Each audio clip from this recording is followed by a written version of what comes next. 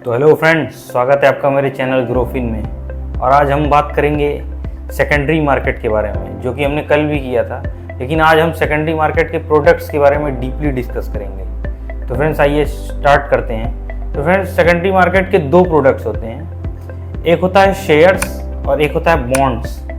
Friends shares और equities के बारे में हम जानते हैं, जो कि एक ही चीज़ है। शेयर्स या इक्विटी बोल लो, इक्विटी इसलिए बोला जाता है क्योंकि इक्वल पार्ट्स में उसकी ओनरशिप डिवाइड करके लोगों में डिस्ट्रीब्यूट कर दी जाती है, इसीलिए उसे इक्विटी कहा जाता है। उस एक पार्ट के आप ओनर होते हैं और डिसीजन मेकर भी होते हैं इसीलिए। तो फ्रेंड्स ये हो गया इक्विटी या बॉन्ड्स में उसका डिवीजन प्रोडक्ट्स का। अब शेयर्स को डीपली डिस्कस करते हैं। जैसे कोई कंपनी है या कोई भी लीगल एंटिटी है, वो कोई भी अपने सिक्योरिटीज़ या कोई भी चीज़ जो एक्सरसाइज करना चाहती है, जो आपको सेल करना चाहती है, आपसे मनी रेज करना चाहती है, तो वो आपको राइट्स इशू करेगी। आप वो राइट्स खरीदेंगे और उनको पेमेंट करेंगे और उस पैसे का वो इस्तेमाल करेंगी आगे का बिजनेस करने के लिए। तो फ्रेंड्स इसी को राइट्स इशू कहा जाता है। फ्रेंड्स अब अगला टॉपिक आ जाता है, ये बोनस क्या होता है, जो कि सेकेंडरी मार्केट का एक प्रोडक्ट है जिसे हम बोनस कहते हैं। तो फ्रेंड्स ये बोनस क्या होता है? फ्रेंड्स आपको पता होगा कि जब भी कंपनी कुछ काम करती है या कहीं प्रॉफिट करती है, तो वो सारा प्रॉफिट अपने वर्क में और अच्छे से खर्च करती है और इम्प्रूव करती है अपना वर्क स्ट्रक्चर, या एम्प्लॉयज़ को पे करती है या रिवॉर्ड करती है। तो फ्रेंड्स बोनस भी एक रिवॉर्ड ही समझिए, यानी सारे एक्सपेंसेस के बाद जो प्योर प्रॉफिट बचता है उसको पर इक्विटी वाइज डिवाइड करके लोगों में डिस्ट्रीब्यूट कर दिया जाता है, उसे बोनस कहा जाता है। फ्रेंड्स ये प्रेफरेंस शेयर क्या होता है?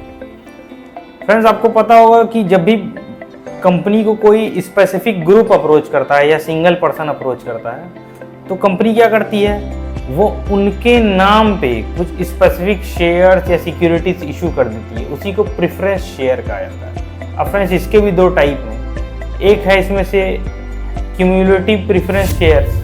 तो फ्रेंड्स इसमें कंपनी तब तक बोनस या कोई भी ऐसा क्रेडिट जो इन्वेस्टर्स को देना है वो तब तक नहीं देती है या तब तक होल्ड की रहती है, और वो तब तक एक्यूमुलेट होता रहता है जब तक वो इन्वेस्टर को क्रेडिट ना कर दिया जाए। इसी को क्यूमुलेटिव प्रेफरेंस शेयर कहा जाता है। अब फ्रेंड्स एक और टाइप होता है जिसे हम कहते हैं क्यूमुलेटिव कन्वर्टिबल प्रेफरेंस शेयर। तो फ्रेंड्स अब ये क्या होता है, इस केस में भी सारा पैसा इकट्ठा होता रहता है, या सारा जो भी उसका बोनस है या चाहे जो भी चीज़ है, जो इन्वेस्टर को वापस करना था कंपनी को, वो अगर इकट्ठा होता रहता है तो वो शेयर्स में कन्वर्ट हो जाता है अपने आप। इसी को कहा जाता है प्रेफरेंशियल कन्वर्टिबल शेयर्स, और ये क्यूमुलेटिव होता है इसीलिए पूरा कहा जाता है इसे क्यूमुलेटिव कन्वर्टिबल प्रेफरेंस शेयर। तो फ्रेंड्स हमने शेयर की बात कर ली, अब आता है बॉन्ड्स का बात। ये बॉन्ड्स क्या होता है? तो फ्रेंड्स बॉन्ड्स भी एक तरह की सिक्योरिटी है जो कि कंपनी तब इशू करती है जब उसे एक स्पेसिफिक पर्सन से पैसा उठाना रहता है, या कोई भी ऐसी सिक्योरिटी या बॉन्ड उसी कहा जाता है कि मैं और आप एक बॉन्ड में आ गए हैं, एक बंधन हो गया है। और ये तब क्रेडिट करती है कंपनी जब वो बॉन्ड मैच्योर होता है। जैसे मैंने एक कंपनी का बॉन्ड खरीदा, रिलायंस का बॉन्ड खरीदा है, या मान लीजिए कोई सरकारी कंपनी का बॉन्ड खरीद लिया, या गवर्नमेंट का ही बॉन्ड, नॉर्मल बॉन्ड खरीद लिया।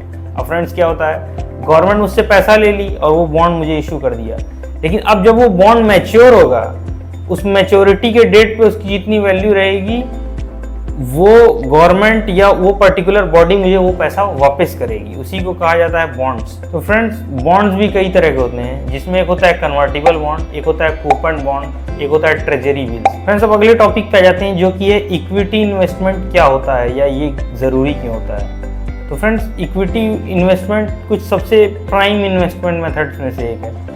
ऐसा इसलिए है क्योंकि इसने लॉन्ग टर्म में, जैसे कि मान लीजिए 1995 टू 2005 इक्विटी ने 17% का रिटर्न दिया था, जो कि बहुत हाई परसेंटेज रिटर्न है ओवरऑल उतने ड्यूरेशन में। क्योंकि आप अगर ये पैसा कहीं भी इन्वेस्ट करते, अगर लैंड में इन्वेस्ट करते, हो सकता है वो इनसिक्योर रहता है, या गोल्ड में हो सकता है इनसिक्योर रहता है, लेकिन जिसने भी इक्विटीज़ या किसी ऐसे फॉर्म में या किसी ऐसी सिक्योरिटी में इन्वेस्ट किया है, उसे बहुत ही अच्छा रिटर्न मिला है, जिसमें से शेयर्स भी एक।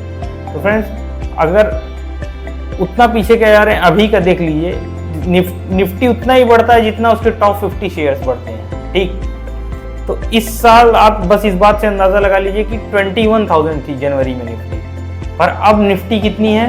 अब निफ्टी हाईएस्ट अभी एक महीने पहले 26,300 टच की थी। तो फ्रेंड्स अब आप इसी से अंदाज़ा लगा लीजिए कि जब निफ्टी ने 23.8% रिटर्न यहीं दे दिया, तो सोचिए निफ्टी तो 1990 लगभग अभी तक कितना परसेंट रिटर्न दे चुकी है फ्रेंड्स। इसीलिए हमेशा हमें कंपनीज के फ्यूचर या जो भी आप प्रोडक्ट यूज़ करें, जनरली आप जा रहे हैं पार्ले जी खरीद ले रहे हैं या कोई भी प्रोडक्ट खरीद ले रहे हैं, उसका बेसिक पता करिए कि वो कंपनी कौन है, उस कंपनी में इन्वेस्ट करिए।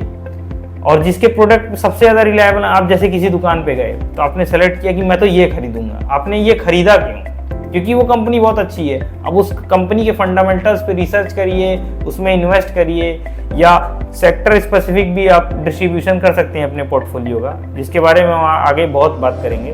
तो फ्रेंड्स इसी वजह से इक्विटी में इन्वेस्टमेंट बहुत ज़रूरी होती है, क्योंकि ये ओवरऑल पोर्टफोलियो को हमारे अलग लेवल पे लेके जा सकता है। और फ्रेंड्स इक्विटी में आपने इन्वेस्ट तो कर दिया, पर अब ये चीज़ आती है कि ये जो उसके स्टॉक्स हैं, मतलब जो भी इक्विटी थी या जो स्टॉक या शेयर में आपने इन्वेस्ट किया था, उसका प्राइस मूवमेंट कैसे हो रहा है। तो फ्रेंड्स ये एक बहुत इंपॉर्टेंट टॉपिक है, इसको हमें डिस्कस करना चाहिए। तब ये कंपनीज फैक्टर या स्टॉक स्पेसिफिक फैक्टर क्या होता है? तो फ्रेंड्स उस पर्टिकुलर कंपनी या उस पर्टिकुलर स्टॉक का जैसा परफॉर्मेंस है, कि जैसे वो परफॉर्म कर रहा है मार्केट में, या उसके प्रोडक्ट्स एक्सेप्ट हो रहे हैं, या उसके प्रोडक्ट नेग्लेक्ट हो रहे हैं, या अचानक उसमें उसके डिमांड में सर्ज आ गया।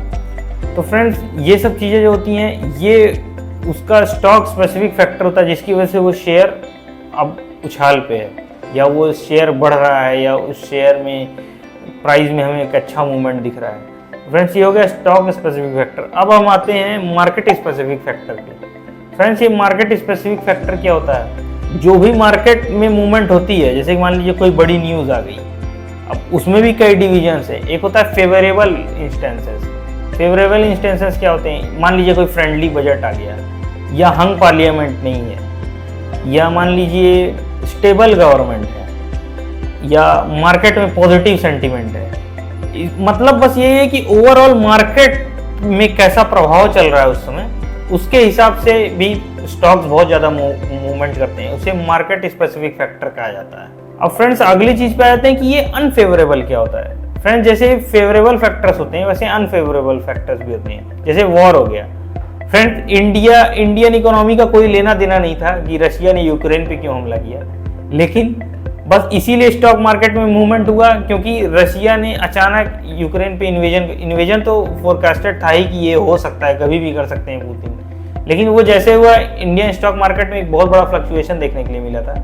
ठीक उसी तरह इजराइल हमास वॉर के समय भी एक बहुत मतलब मेजर मूवमेंट देखने के लिए मिला था। कोई भी जैसे कि मान लीजिए कोई ऑयल वेसल पे हमला हो जाता है, हुतीस कर देते हैं गल्फ सी में, तो भी हमारे स्टॉक मार्केट पे बहुत अलग सा प्रभाव पड़ता है, जो कि पॉजिटिव भी होता है, निगेटिव होता है, अचानक फ्लक्चुएशन होती है, उससे काफ़ी इन्वेस्टर्स के पैसे भी डूब जाते हैं। तो फ्रेंड्स ये हो गया वॉर कंडीशन। और भी कई होते हैं, जैसे मान लीजिए कोई इकोनॉमिक क्राइसिस आ गई, या मान लीजिए मंदी जैसी कोई सिचुएशन आ गई है, या मान लीजिए कि कोई ऐसी चिप शॉर्टेज आ गई है, या मान लीजिए कम्युनल राइट हो गया कोई।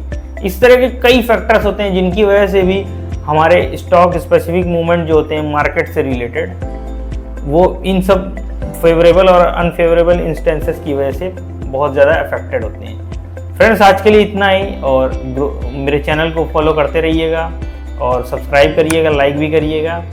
और फ्रेंड्स मिलते हैं अगले वीडियो में, जो कि बहुत इंटरेस्टिंग होगा। थैंक्स।